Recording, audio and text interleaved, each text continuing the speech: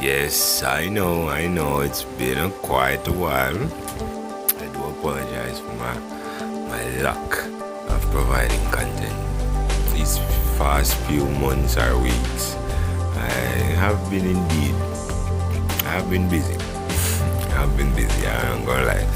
And I like to me couldn't make content. I could, however, I did just kinda take a break from the whole YouTube platform and thing and try work on my personal life and the whole social thing already.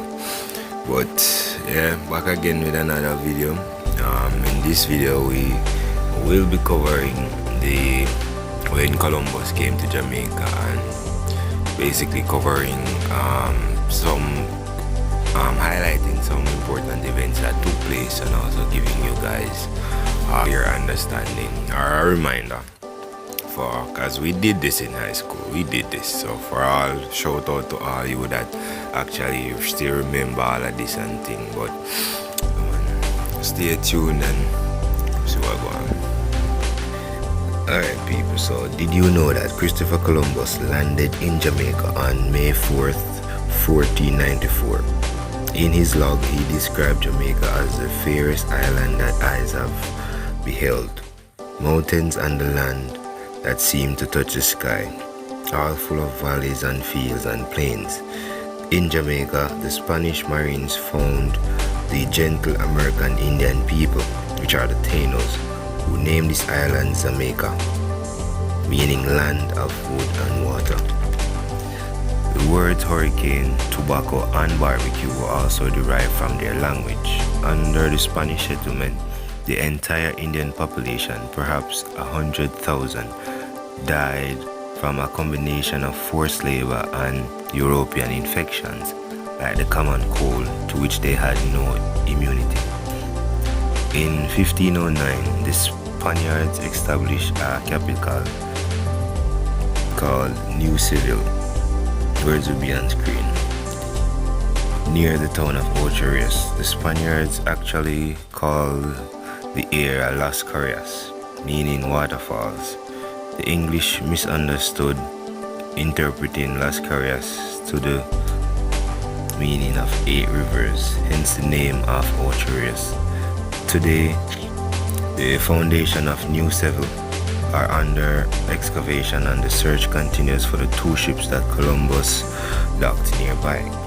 There is also an attempt to identify the first settlements of the earliest Spanish settlers in the area.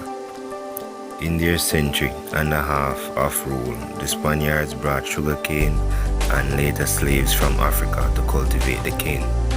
The English captured Jamaica in 1655 and turned the island into a vast sugar plantation, making the planters rich. Did you know that in England they used to say as rich as a West Indian planter? This meant the richest person around. To grow sugarcane, the English brought many more Africans to work as slaves, mostly from the west coast of the continent and from present-day Nigeria. Buccaneers soon operated out of Jamaica, attacking the treasure ships from Spain and France. One was a young, determined laborer from Wales named Henry Morgan. He would prosper and rise to lieutenant governor. His home base, Port Royal, was known as the richest and wickedest city in Christendom. But in 1692, an earthquake destroyed Port Royal, pushing it below the sea. When the English arrived, the Spaniards fled to the neighboring islands. Their slaves escaped into the mountains and formed their own independent groups called Maroons. The Maroons were in time joined by other slaves who escaped from the English. From a long time they fought against it, who sought to re-enslave them. So successful were the Maroons fighting for their fortress that the English were forced to sign a peace treaty granting the Maroons self-government and assigning them the mountain lands that they inhabited. The runaway slaves periodically staged rebellions until the treaty in 1739 that gave them a measure of local autonomy that they still remain today. Slavery was abolished in 1834. In the economic chaos that followed emancipation, one event stood out. That would be the Maroon Rebellion of 1865. The uprising was led by a black Baptist deacon named Paul Bogle and was supported by a wealthy Kingston businessman named George William Gordon. Both were executed and now are among Jamaica's national heroes. In the years that followed, much of modern Jamaica was forged. Migrants from India and China came as indentured workers for the sugar estates and rapidly moved to other occupations. Soon, Jewish settlers come to Jamaica, followed by migrant traders from the Middle East.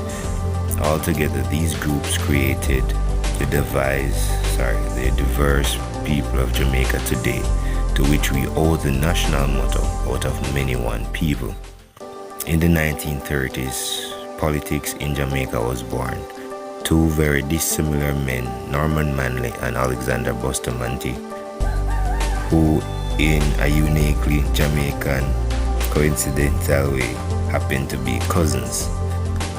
They founded two major political parties, the People's National Party and the Jamaica Labour Party, respectively. On August 6, 1962, at a midnight ceremony witnessed by Britain's Princess Margaret and the US Vice President Lyndon Johnson, the British Union Jack was lowered and the new black, gold, green Jamaican flag was raised, and the Jamaica became an independent nation. Alright people, so that is it for the arrival of Columbus in Jamaica. Alright, for the upcoming episodes I will be going in depth and in detail based on some of these general topics that I talked about. So I will be discussing, for the next episode I will be discussing in depth what happened when Columbus came to Jamaica. And to follow up, this will be indeed a new playlist on my YouTube page. So you guys, if you want, you can just go ahead and click on the playlist and you'll find all the videos that will be uploaded there. I already completed the Jamaican folk tales. That's also in the in a playlist by itself, so you guys can go ahead and check it out if you haven't already. And I would really like to say thank you guys so much for your support. The channel is indeed growing since I last posted a video. I do appreciate you guys supporting, watching the videos, sharing it with your friends and family. As I did state in my very first video, these videos are intended for educational purposes. That's for this channel. I do have another channel, but it's more of a personal thing, but I will leave the link in the description. The name of the channel is indeed Weed Talk. So it's about marijuana. I won't beat around the bushes. I do indeed enjoy a good cannabis.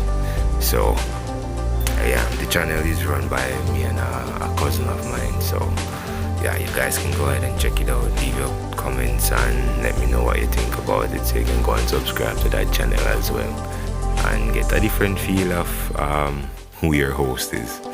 That is a lot more funny, but on this channel is strictly for educational purposes. So again, I do apologize about the time I took to upload videos for you guys. So you guys are still here, still watching the videos, and I'm really loving the love and appreciation that you guys are showing me. So I will be doing the same. So until next time, peace.